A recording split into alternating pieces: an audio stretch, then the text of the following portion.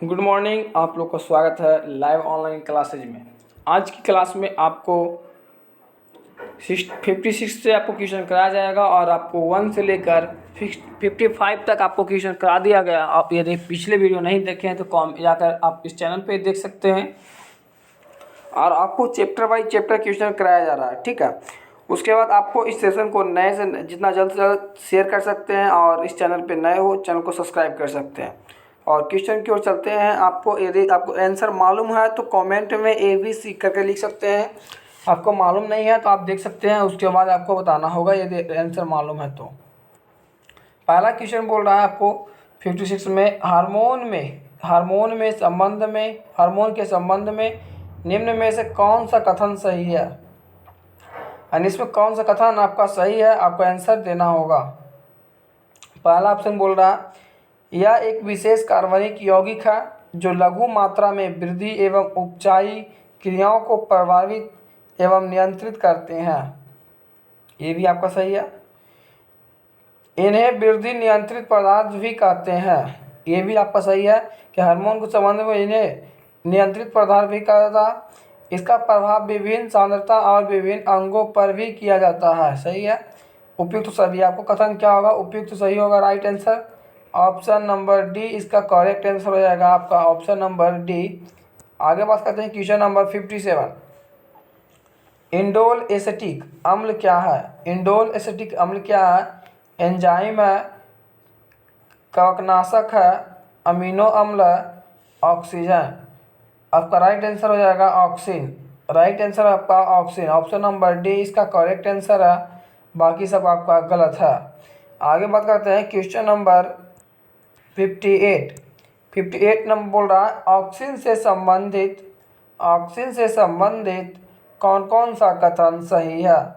इसके कारण पौधों में शीर्ष का प्रमुखता हो जाती है। ये भी आपका सही है, क्योंकि इसका प्रमुख क्या था, शीर्षता हो जाती है। यह पत्तियों का विलगन भी रोकता है। पत्ती से क्या होता है, विलगन भी रोका जाता है। खरपतवार को नष्ट कर देता है। जो अचड़ा कचड़ा रहता है क्या करता है, उसको नष्ट कर देता है। उपयुक्त सभी यानी इसका राइट आंसर हो जाएगा उपयुक्त सभी। आपका ये सभी सही है, ठीक है। और बाकी आपका कोई इसमें सिंगल आंसर नहीं है, ठीक है। आपका राइट आंसर हो जाएगा option number D correct answer.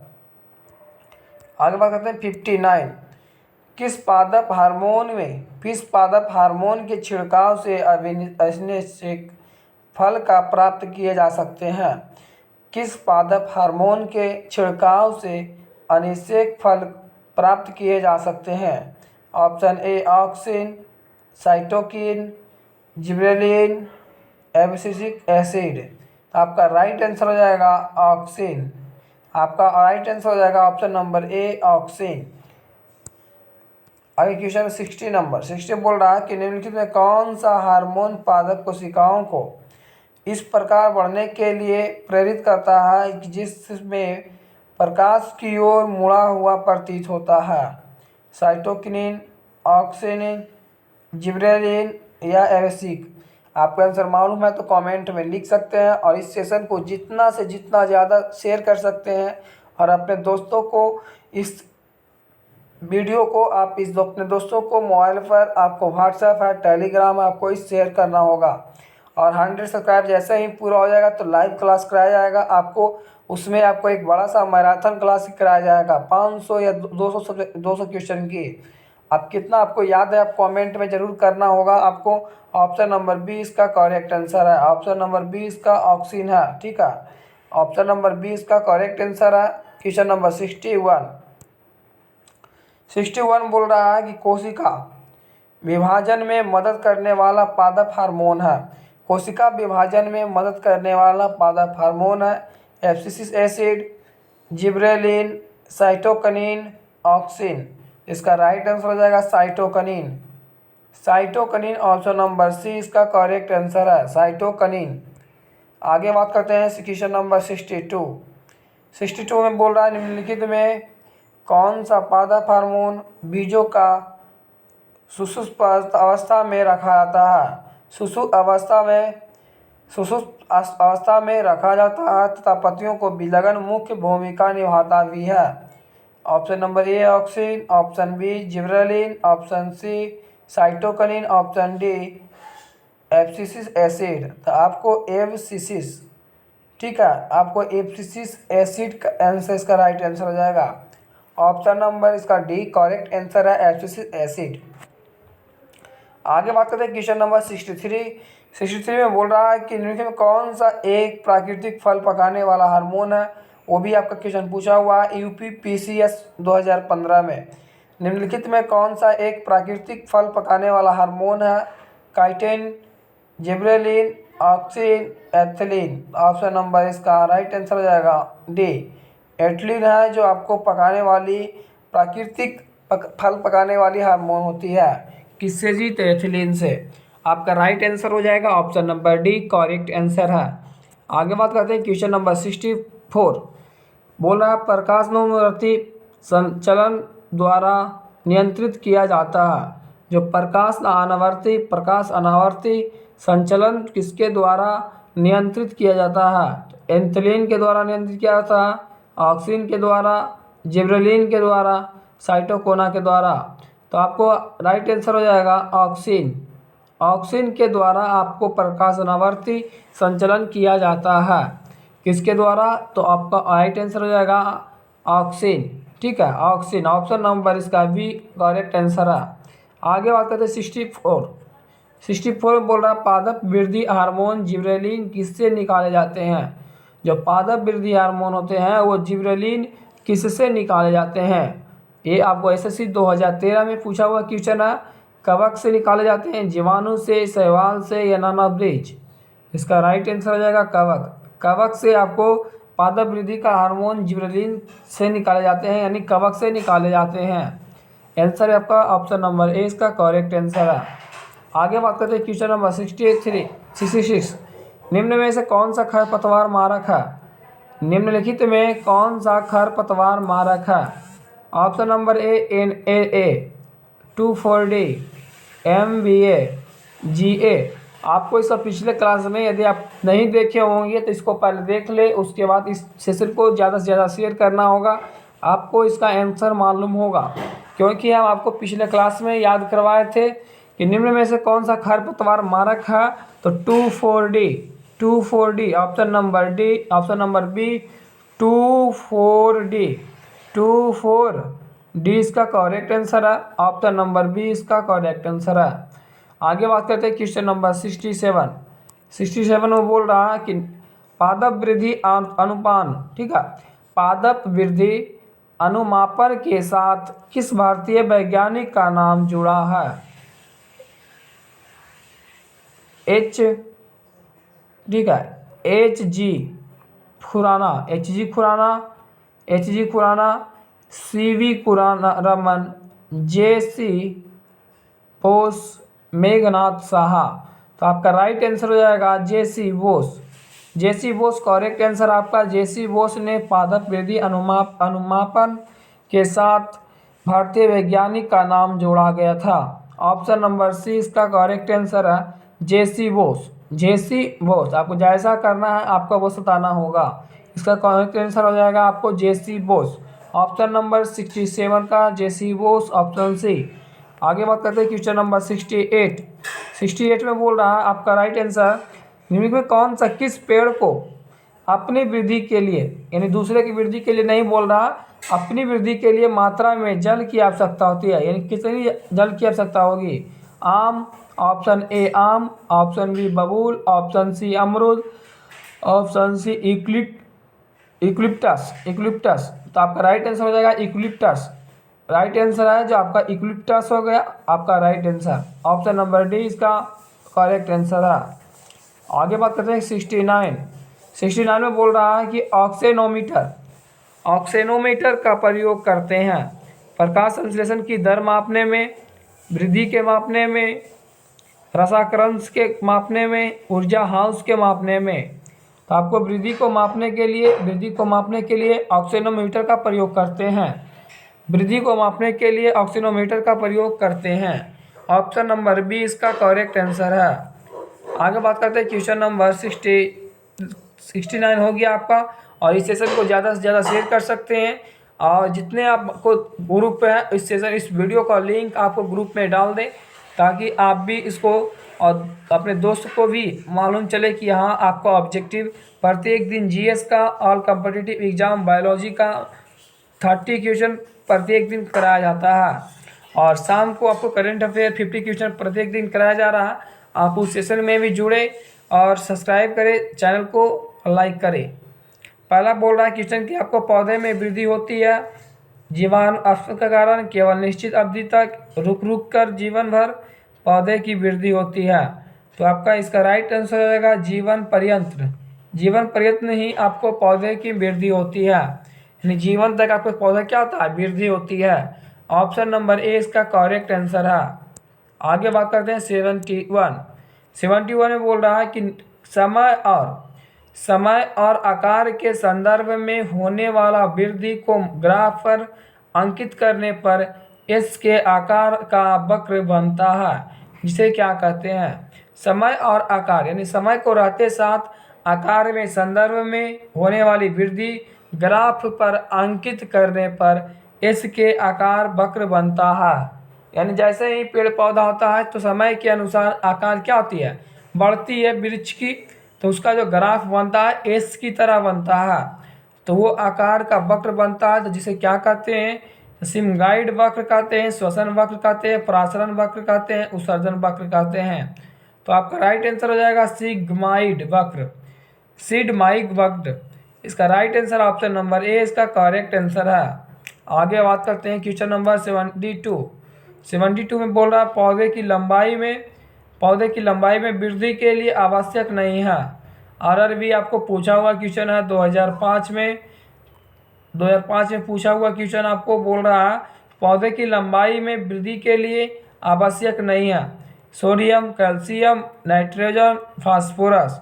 Sodium है जो आपको इसमें कोई वृद्धि करने के लिए आवश्यक नहीं है, यानी कोई भी चीज़ से क्या होगी, वृद्धि हो जाएगी, लेकिन सोडियम नहीं रहेगा तो आवश्यक इसका कोई दिक्कत नहीं है पौधे की वृद्धि होने में।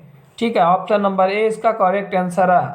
आगे बात करते हैं क्वेश्चन नंबर 73 में बोल रहा है पौधे की वृद्धि गति जो गति है वो प्रकाश उद्दीपन के कारण होती है, उन्हें क्या कहते हैं, जियोट्रॉपिज्म होगा, हेलोफ्रिज्म होगा, या हाइड्रोट्रॉपिज्म होगा, थीमोट्रॉपिज्म होगा। इसका राइट आंसर हो जाएगा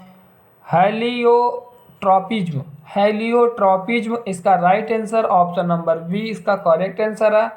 आगे बात करते हैं क्वेश्चन नंबर 74 बाह्य उद्दीपनों द्वारा प्रेरित पादप गति कहलाती है, यानी क्या कहलाती है, बाह्य उद्दीपनों द्वारा प्रेरित पादप गति क्या कहलाती है, तो प्रेरित गति, स्वायत्त गति, कंपाकुंचन गति, निशांकुंचन गति। तो आपका राइट आंसर हो जाएगा कंपानुकुंचन गति आपको कराई जाती है, ऑप्शन नंबर सी इसका करेक्ट आंसर है।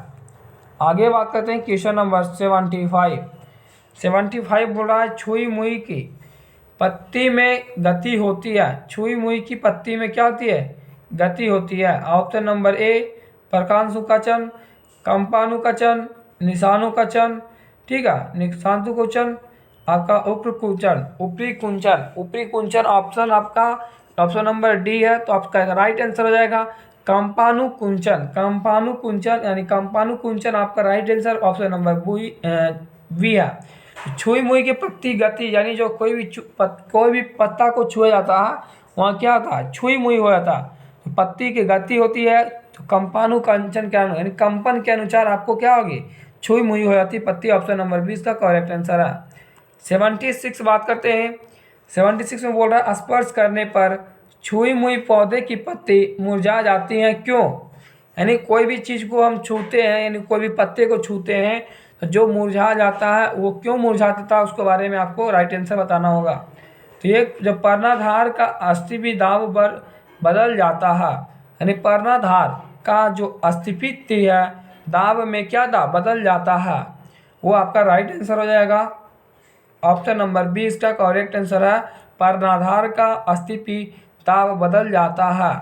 आगे बात करते हैं क्वेश्चन नंबर 77 में बोल रहा सूर्य के प्रकाश की ओर बढ़ते हुए परों को मुड़ना क्या कहलाता है? सूर्य के प्रकाश की ओर बढ़ते हुए परों की मुड़ना क्या कहलाता है? प्रकाश अनुकंचन, दीप्तिकालिता, हीलियोट्रॉपिक प्रिज्म या जलानुवर्तन। तो ऑप्शन नंबर सी इसका करेक्ट आंसर हो जाएगा हीलियोट्रॉफिज्म। हीलियोट्रॉफिज्म ऑप्शन नंबर सी इसका करेक्ट आंसर है। आगे बात करते हैं क्वेश्चन नंबर 78। किसी आधार के चारों ओर मटर के परतान लिपटना एक अच्छा उदाहरण है। यानी कौन सा एक अच्छा उदाहरण इसको बताना होगा। तो स्वर्ण स्पर्शनानुवर्तन, स्पर्श अनुवर्तन आपका राइट आंसर यही हो जाएगा कि स्पर्शनानुवर्तन। ऑप्शन नंबर ए इसका करेक्ट आंसर है। आगे बात करते हैं क्वेश्चन नंबर 79। 79 में बोल रहा कि संडे, ठीक है, संडे तथा वीनस फ्लाई ट्रेप कीटभक्षी पौधे में गति होती है किसके अनुसार? तो आपको होता है स्पर्शानुकंचनी के गति के अनुसार। कोई भी स्पर्श कर देता है तो उस पौधे क्या होता है? कीटभक्षी पौधे की गति हो जाती है और पौधे क्या होती है? मुरझा जाती है। पौधे छुई मुई यानी मुरझा जाती है। इसका राइट आंसर हो जाएगा स्पर्शनानुकंचनी गति का कारण ऑप्शन नंबर 20 का करेक्ट आंसर है। आगे बात करते हैं क्वेश्चन नंबर 80। जड़े धनात्मक भयानुवर्तन होता है। जड़े धनात्मक भयानुवर्तन होता है, सदैव होता है, अधिकांश होता है, कभी कभी होता है या कभी नहीं होता। ऑप्शन नंबर बी इसका करेक्ट आंसर है, अधिकांश होता है। ऑप्शन नंबर बी इसका राइट आंसर अधिकांश होता है। क्वेश्चन नंबर 81 में बोल रहा है मृदा द्वारा मरा हुआ द्वारा यानी मरे के द्वारा जल के अवशोषण से संबंधित सिद्धांत क्या है? आपका एसएससी 2016 में पूछा हुआ क्वेश्चन है। जो मर जाता है, जो मरा हुआ जल के अवशोषण से संबंधित सिद्धांत क्या है? ऑप्शन ए संघनन, ऑप्शन बी कोशिका क्रिया, ऑप्शन सी अवशोषण से सिद्धांत, ऑप्शन डी चूषण क्रिया। इसका राइट आंसर हो जाएगा आपको कोशिका क्रिया। कोशिका क्रिया ऑप्शन ए, ऑप्शन बी इसका करेक्ट आंसर है। आगे बात करते हैं क्वेश्चन नंबर 82 में बोला जिस रूप में पौधे नाइट्रोजन प्राप्त करते हुए वह क्या कहलाते हैं? ये भी आपका एसएससी 2015 में पूछा हुआ है कि जिस रूप में पौधे नाइट्रोजन प्राप्त करते हैं, कोई भी पौधा नाइट्रोजन जिस प्रकार से प्राप्त करता है वो क्या कहलाता है? नाइट्रिक ऑक्साइड, अमोनिया, नाइट्रेट या नाइट्राइड। जैसे ही नाइट्रोजन से नाइट्रेट बनता है, ठीक है, नाइट्रोजन से नाइट्रेट बनता है। Option number A, option number B इसका करेक्ट आंसर है। ठीक है, ऑप्शन जो तीसरा नंबर पर है वो आपका राइट आंसर है कि जो जिस प्रकार से नाइट्रोजन प्राप्त करते हैं उसी प्रकार से नाइट्रेट भी प्राप्त करता है।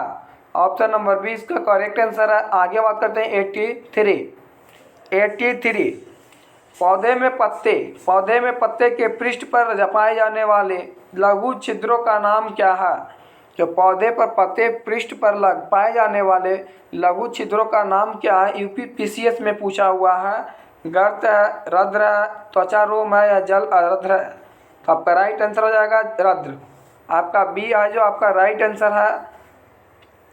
आगे बात करते हैं 84 में बोल रहा है बौने पौधे, जो छोटा पौधा होगा उसी को कहते हैं बौने पौधे को किसके अनुपयोग से लंबा किया जा सकता है? यानी किसका अनुपयोग करेंगे तो ये क्या होगा? पौधा लंबा हो जाएगा। एसएससी 2013 में पूछा हुआ जिब्रेलिन्स, ऑक्सिन, साइटोकिनिन, डार्विन।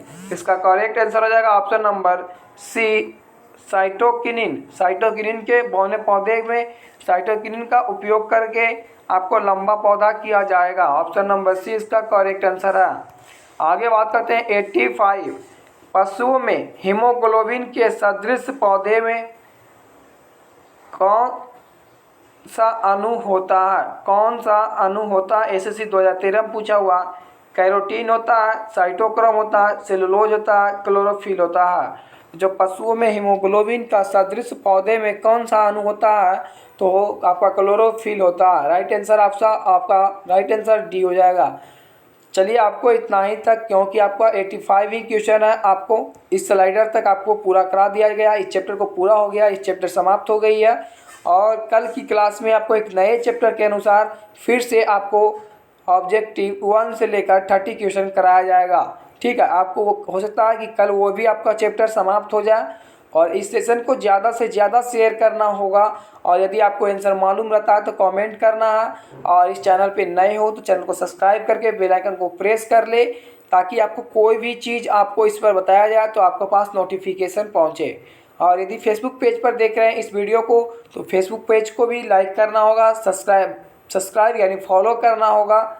और आज इतना ही तक, आपको फिर मिलेंगे नेक्स्ट क्लास में, आपको शाम में 5 बजे या 6 बजे, ठीक है। आपको करेंट अफेयर के अनुसार 50 क्वेश्चन कराया जाएगा। चलिए, जय हिंद, जय भारत, फिर मिलेंगे नेक्स्ट वीडियो में।